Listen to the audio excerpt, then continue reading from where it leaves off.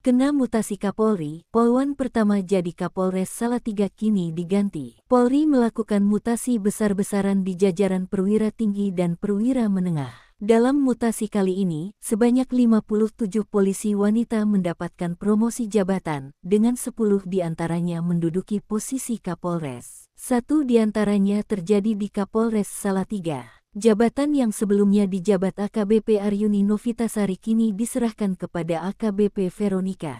Sebelumnya, ketika dilantik, AKBP Aryuni menjadi Kapolres perempuan pertama di Salatiga. Peleh Kasih Humas Polres Salatiga, Ibda Sutopo mengatakan, AKBP Aryuni selanjutnya akan bertugas di Mabes Polri. Aryuni menjabat sebagai Kapolres Salatiga sejak Juli tahun 2023. Dia merupakan polwan dari Bintara Polri 1998 yang kemudian melanjutkan ke jenjang perwira tahun 2004 dan Sestimen Polri pada 2022.